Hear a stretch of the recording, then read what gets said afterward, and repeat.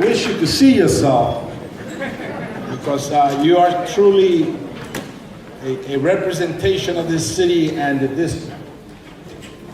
You come from many places, you speak different languages, you pray to different gods, we love different people, but you are one community. So I thank you for being here tonight. And Congressman Rangel, the Lion of Lenox Avenue, thank you for being here with us today, as well as the other elected officials, Controller Stringer, Assemblywoman De La Rosa, Assemblyman Dinowitz, council members Idanis Rodriguez, Mark Levine, Assemblyman Victor Pichardo, and Al Taylor, our district leaders that are here today. All of you, stand up, district leaders. Let me see you. All right. All right. So, and of course, our Assemblywoman Inez Dickens was here with us today as well.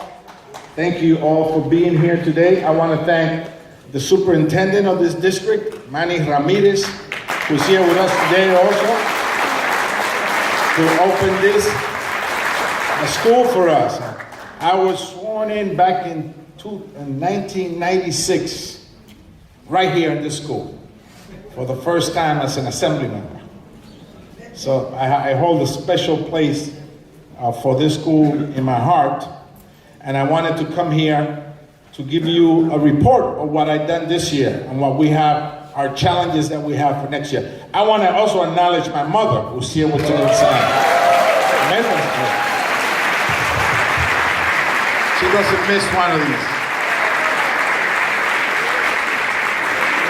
So why don't we begin, and let me just say that greetings to all of you. I want to give a presentation on my legislative work and accomplishments on behalf of the constituents, the constituents of the 13th Congressional District. This has been a very difficult year. You've seen it on TV, you've seen it on the news. But in many ways, it's been a year of tremendous progress as well. But as you know, it hasn't been easy with the President Donald Trump's administration. We've never backed down from a fight. I've always said that if you want a philosopher in Washington, that's not me. Even if you want a negotiator, I know a bunch of folks here that have better talents than I do to be able to cut a good deal, Congressman. But if you want a fighter, you know, I'll go in the ring and I'll take my chances with that.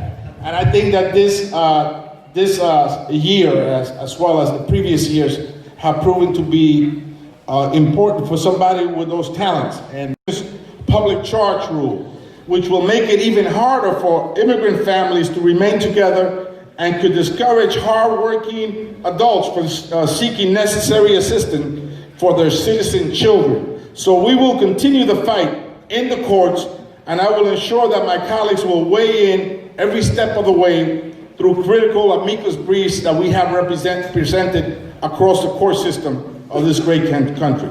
Other immigration bills that I've introduced in a package include not only the ICE and CBP Body Camera Accountability Act, but also the Reunite Act, protecting Sensitive Locations Act, and the Family Reunification Act. These are all pieces of legislation that pertain to immigration that I have introduced. Together, these will help to protect the rights of immigrants while also keeping families together. Accelerator fund competition has passed, and it would provide opportunities to 1,500 companies nationwide to fortify the pipeline of talented entrepreneurs, especially women and minorities, helping them to grow and succeed.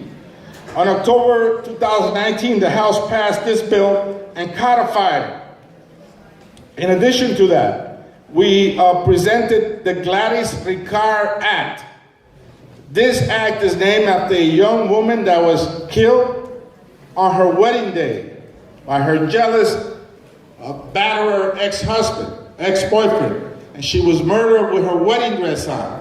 We have a movement led by Nimic and Maria Lizardo. I don't know if Maria Lizardo is here today. It's called the Brides March. And we're asking for a national registry for persistent gun offenders. If someone shoots a woman, injures her, kills her, you ought to know where that person is. You ought to know if somebody in the 4th floor of your building has a persistent violent background with weapons. You, as members of the community, ought to know that. And so this bill proposes to have this registry nationally to protect you and your families. We also joined Senator Schumer and Senator Gillibrand to announce a $2.4 million federal funding effort for 4 organizations in New York City to combat domestic violence, including Northern Manhattan Improvement Corporation. We got $600,000 to help women that are victims of domestic violence. So I want to congratulate that organization, and I look forward to working with them to combat that Scrooge. In fact, as I leave here tonight, I will be flying to the Dominican Republic, where tomorrow, New York Met baseball star Robinson Cano and a group of athletes will be leading 8,000 children in the National Stadium to begin a major effort to combat the killing of women there and to break that pipeline of violence between women over there and women over here. The president had obstructed justice. I felt then, as I feel now, that he had violated the emoluments clause both domestically and internationally. Anytime a foreign government stays and rents a whole floor in a Trump hotel, he lines his pockets. The Constitution forbids that. The Constitution of the United States forbids that. I felt then, as I feel now, that he had an assault against the media and the courts. And so we submitted those articles of impeachment back in 2017. There was just 6 of us. Obviously, we impeached them in the House. You know what's happening in the Senate. We must hear more. You, the American people, deserve to know everything that occurred, whether a foreign government was extorted to investigate one of his political opponents. That is a violation of our democracies. That's no different than the Russian interference in our elections. So we will continue the fight to ensure that democracy is preserved and that your rights are not violated, wherever you are, because no one is above the law. Quiero decirle en español ahora para concluir que estamos luchando. Le doy la gracias a todos ustedes por estar aquí esta noche, por el apoyo que me han dado los primeros 3 años del Congreso. Cada vez que yo voto pienso en ustedes. Ustedes son la voz mía en el Congreso de los Estados Unidos. Me dan la fuerza, la energía para hacer el trabajo que tenemos que hacer. Creemos que hemos hecho un buen trabajo, pero hay mucho más que hacer. Le doy las gracias a todos ustedes por estar aquí esta noche y es para allá que vamos. Gracias.